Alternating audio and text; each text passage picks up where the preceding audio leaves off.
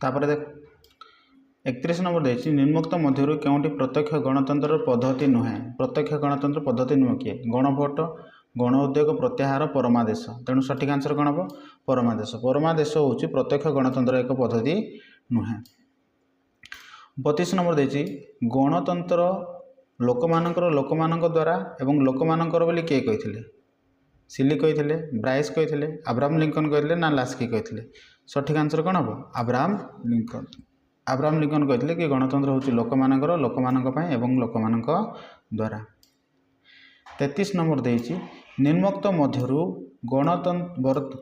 मध्यरु वर्तमान केउं देशर प्रत्यक्ष गणतंत्र प्रचलित ग्रीस रे स्वीडेन रे स्विट्जरलैंड रे ना इंग्लैंड रे सठिक आंसर कौन हम स्विट्जरलैंड रे प्रत्यक्ष गणतंत्र देखा मिलूँ 34 देइछि गणतंत्र एक सरकार जोंठी प्रत्येकंकर अंश थाए किए कही अब्राहम लिंकन कही बाराक ओबामा कही सिली कही ना लास्की कही किए कही सिली कही कि गणतंत्र एक सरकार जोंठी प्रत्येक व्यक्तिंकर अंश रही 35 नंबर देइछि कि गणतंत्र सरकारटी कहार शासन लोकंकर राजांकर गोष्ठीर ना कोनोष्ठी नुहे तेणु कौन हम एड़ा हम लोकंकर शासन तेणु लोकंकर शासन हम सठिक आंसर तापर देख 36 नंबर देइछि गणतंत्र शब्दटी केउं दुई ग्रीक शब्दरू आसीछि ओ ताहार अर्थ कौन फोएडस बा नासियो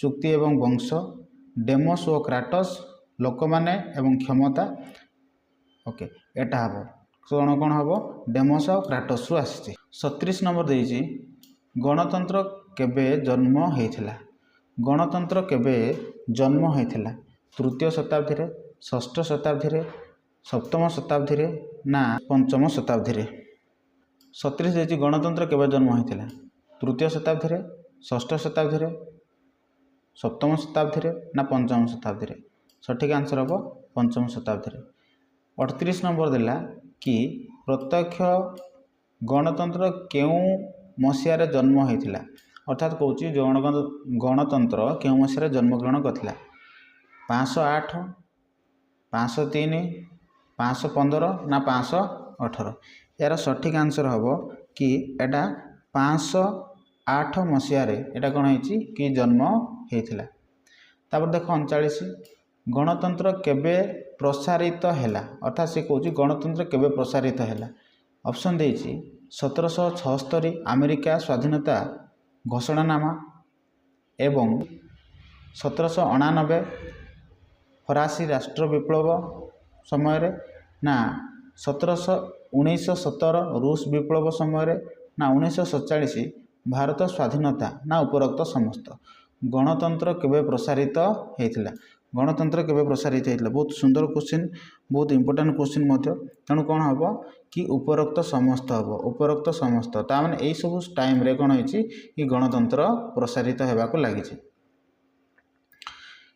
40 नंबर देछि पृथ्वीर सर्वबृहत्तम गणतांत्रिक राष्ट्र किए भारत इंग्लैंड अमेरिका ना स्विट्जरलैंड सठिक आंसर कौन हम भारत 41 देला अरिस्टोटल मतरे गणतंत्र हेउछि एक डैश संभ्रांत शासक संभ्रांत शासन सुशासन विशृंखलित शासन ना उत्कृष्ट व निरपेक्ष शासन एटा कौन हम अरिस्टोटल कही एटा गोटे विशृंखलित शासन बोली कही गणतंत्र को अरिस्टोटल कौन कही विशृंखलित शासन तेणु किए कही विशृंखलित शासन अरिस्टोटल कही गणतंत्र हूँ एक विशृंखलित शासन तापर देख 42 नंबर देछि केउं गणतंत्र रे समस्ते नागरिक प्रत्यक्ष भाव में सरकार रे अंशग्रहण करिथांती तामाने मूल्यबोध भित्तिक प्रत्यक्ष परोक्ष ना प्रतिनिधिमूलक आम जाचे जेहेतु ये प्रत्यक्ष भाव में अंशग्रहण करते तेणु कौन हम प्रत्यक्ष गणतंत्र हम तापर देख 43 देला गणतंत्र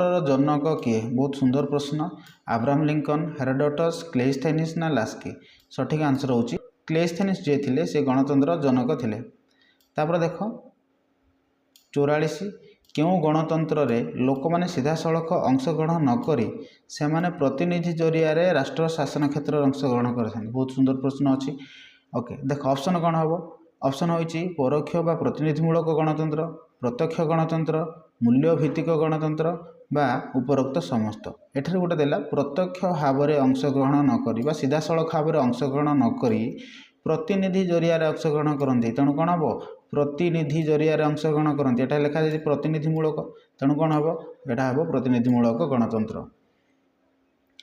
45 देछि निर्वाचन हेउछि गणतंत्र एक मुख्य नीति। निर्वाचन हेउछि केउ गणतंत्र एक मुख्य नीति? प्रत्यक्ष गणतंत्र, परोक्ष बा प्रतिनिधिमूलक गणतंत्र, समाजभित्तिक गणतंत्र ना समाज गणतंत्र। बहुत सुंदर प्रश्न देछि कि निर्वाचन हेउछि केउ गणतंत्र एक मूलनीति तेणु कौन हम परोक्ष गणतंत्र बा प्रतिनिधिमूलक गणतंत्र एक मूलनीति। निर्वाचन होउछि केउ गणतंत्र एक मूलनीति कौन हम कि परोक्ष बा प्रतिनिधिमूलक गणतंत्र। तापर देख 46 देला किए कहिथिले गणतंत्र हेउछि लोकमानक पई एवं लोकमानक द्वारा। एटा बहुत थोर प्रश्न आसलानी। ओके किए कहिथिले? सिली कहिथिले, ब्राइस कहिथिले, अब्राहम लिंकन कहिथिले ना गार्नर कहिथिले? एटा अब्राहम लिंकन कहिथिले। 47 देख 47 कहिछि केउठी गणतंत्र मौलिक लक्षण नुहे। गणतंत्र कोटा मौलिक लक्षण नुहे? मौलिक असमानता, रुद्ध सरकार, जनप्रिय सार्वभौमत्व ना आईनर शासन? गणतंत्र मौलिक लक्षण नुहे। गणतंत्र मौलिक लक्षण नुहे कौन हम रुद्ध शासन। रुद्ध शासन कौन हुए कि गणतंत्र मौलिक लक्षण नुहे। 48 देला निम्नोक्त मध्यरु केउठी प्रत्यक्ष गणतंत्र माध्यम नुहे? से कहूँ प्रत्यक्ष गणतंत्र माध्यम नुहे कि आम जानते गणभोट हूँ प्रत्यक्ष गणतंत्र माध्यम। ठीक सेमती जदि गण उद्योग कथा कहवा ये भी प्रत्यक्ष गणतंत्र माध्यम। प्रत्याहार प्रत्यक्ष गणतंत्र माध्यम तेणु प्रत्यक्ष गणतंत्र माध्यम नुहे कि निर्वाचन। ओके तापर देख 49 देला कि किए गणतंत्र को अयोग्यतार शासन बोली कहिथिले? लास्की कहिथिले, गार्नर कहिथिले, सिली कहिथिले ना फागेट कहिथिले? एटा कि हम फागेट कहिथिले।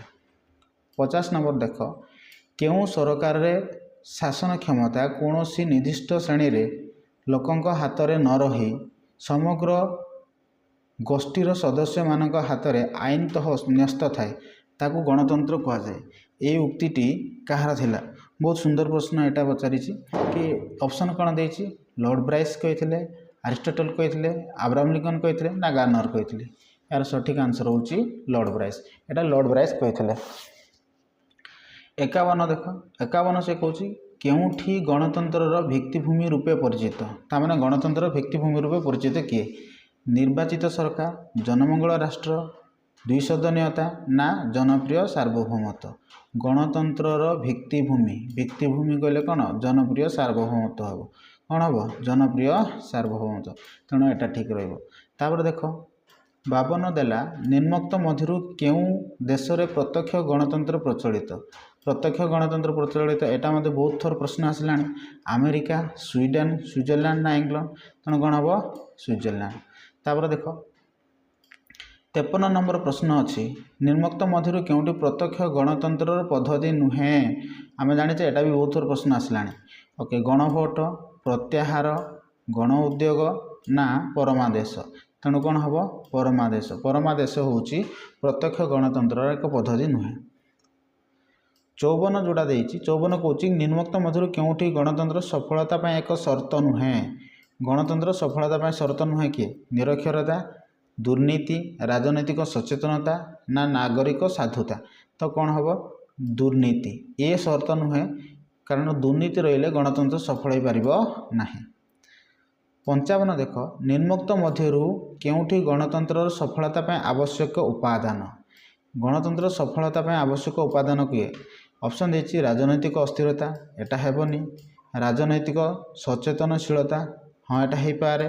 तापर देखिबा राजनैतिक दुर्नीति ये भी हेबनी, राजनैतिक परिपक्वता तेणु कौन हम राजनैतिक परिपक्वता, राजनैतिक सचेतनशीलता, राजनैतिक सचेतनशीलता एटा मध्य देछि। एटा दुईटा जाक ठीक एक्चुअली राजनैतिक परिपक्वता गणतंत्र पाए आवश्यक उपादान। ओहो गणतंत्र आवश्यक उपादान होछि राजनैतिक सचेतनशीलता, राजनैतिक सचेतनशीलता तेणु राजनैतिक सचेतनशीलता ठीक रहिबो।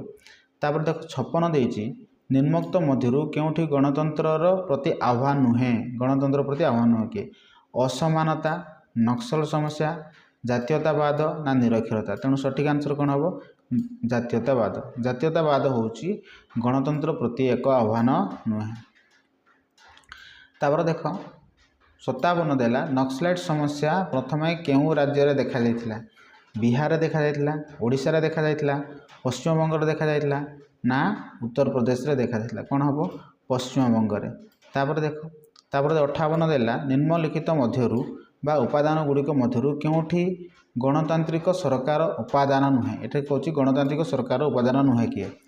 ଜଣେ ବ୍ୟକ୍ତିର ଶାସନ, ଦାୟିତ୍ୱଶୀଳ ସରକାର, ସୀମିତ ସରକାର ନା ଆଇନର ଶାସନ?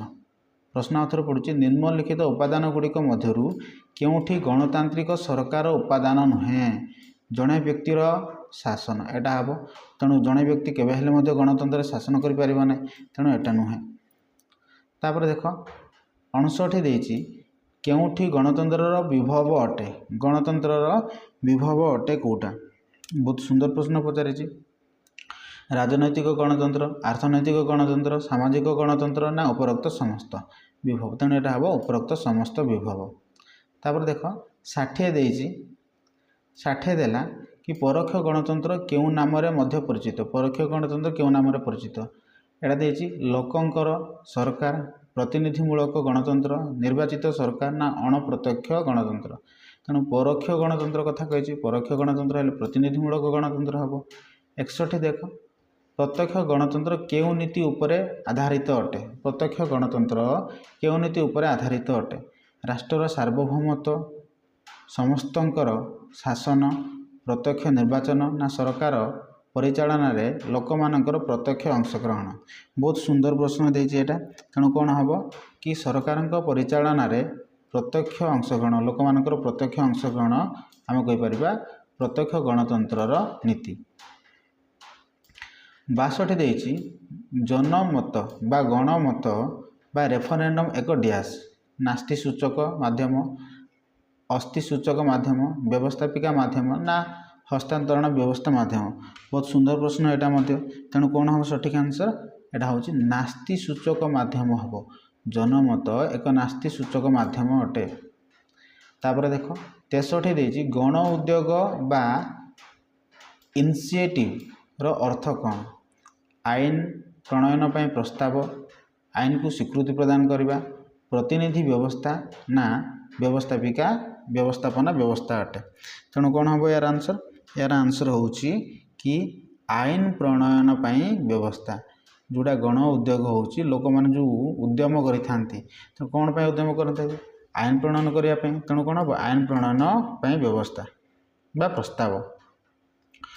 ଦେଖ 64 ଦେଲା ସୁଇଜରଲ୍ୟାଣ୍ଡରେ ଗୋଟିଏ କ୍ୟାଣ୍ଟନରେ ଲୋକମାନେ ଆଇନ ପ୍ରଣୟନ ବା ଶାସନ ପ୍ରକ୍ରିୟାରେ ଅଂଶଗ୍ରହଣ କରୁଥିବାରୁ ଏହି ବ୍ୟବସ୍ଥାକୁ ଡ୍ୟାସ୍ କୁହାଯାଏ। ଜନପ୍ରିୟ ଆଇନ ପ୍ରଣୟନ, ଲ୍ୟାଣ୍ଡସ୍ ଜେମିଣ୍ଡ, ପ୍ରତ୍ୟକ୍ଷ ଆଇନ ପ୍ରଣୟନ ନା ହସ୍ତାନ୍ତରିତ ଆଇନ ପ୍ରଣୟନ? ତେଣୁ ଏହାର ସଠିକ୍ ଆନ୍ସର୍ କ'ଣ ହେବ? ଲ୍ୟାଣ୍ଡସ୍ ଜେମିଣ୍ଡ। ଲ୍ୟାଣ୍ଡସ୍ ଜେମିଣ୍ଡ। ଲ୍ୟାଣ୍ଡସ୍ ଜେମିଣ୍ଡ ହେଉଛି ଏହାର ସଠିକ୍ ଆନ୍ସର୍। ତାପରେ ଦେଖ ତାପରେ ଦେଇଛି 65 ଦେଲା ଭାରତରେ କେଉଁ ରାଜ୍ୟର କେଉଁ ଗ୍ରାମକୁ ନକ୍ସଲପନ୍ଥୀ ଆନ୍ଦୋଳନ ଆରମ୍ଭ ହୋଇଥିଲା? ଏ ହେଉଛି ପଶ୍ଚିମବଙ୍ଗର ପୁରୁଲିଆ, ପଶ୍ଚିମବଙ୍ଗର ନକ୍ସଲବାରୀ ନା ଛତିଶଗଡ଼ ନକ୍ସଲବାରୀ, ଓଡ଼ିଶାର ନକ୍ସଲବାରୀ? ତେଣୁ କ'ଣ ହେବ? ପଶ୍ଚିମବଙ୍ଗର ନକ୍ସଲବାରୀ। 66 ଦେଲା ନକ୍ସଲପନ୍ଥୀ ଆନ୍ଦୋଳନ ପ୍ରଥମେ କେବେ ଆରମ୍ଭ ହୋଇଥିଲା? ନକ୍ସଲପନ୍ଥୀ ଆନ୍ଦୋଳନ କେବେ ଆରମ୍ଭ ହୋଇଥିଲା? ମେ 25, 1967, ମାର୍ଚ୍ଚ 25, 1967, ମେ 5, 1967 ନା ଏପ୍ରିଲ 25, 1967? ତେଣୁ ଏହାର ସଠିକ୍ ଆନ୍ସର୍ କ'ଣ ହେବ? ଏହାର ସଠିକ୍ ଆନ୍ସର୍ ହେଉଛି କି ମେ 25, 1967 ମସିହାରେ ଏଇଟା ଆରମ୍ଭ ହୋଇଥିଲା। ତାପରେ ଦେଖ ତାପରେ ଦେଇଛି 67ର ଭାରତରେ ଯେଉଁ ଜନଗଣନା ହେଇଥିଲା ପୁରୁଷମାନଙ୍କର ସାକ୍ଷରତା ହାର କେତେ ଥିଲା? ସେ ଦେଇଛି 82.33%, 82.14%, 82.81.33% ନା 84.14%? ତେଣୁ ଏହାର ସଠିକ୍ ଆନ୍ସର୍ କେଉଁଟା ହେବ? ଏହାର ସଠିକ୍ ଆନ୍ସର୍ ହେଉଛି 82.14%। 82.14% ପୁରୁଷମାନଙ୍କର ସାକ୍ଷରତା ଥିଲା 2011 ଜନଗଣନା ଅନୁଯାୟୀ। ତାପରେ ଦେଖ 68 ଦେଲା କେବଳ ନିଜ ଅଞ୍ଚଳର ବିକାଶ ଚାହୁଁଥିବା ମତବାଦକୁ ଆମେ କ'ଣ ବୋଲି କହିଥାଉ? आंचलिक उत्कर्षता ना आंचलिकवाद ना आंचलिक असंतुलता आंचलिक संघर्ष। तेणु सठिक आंसर कौन हम आंचलिकतावाद।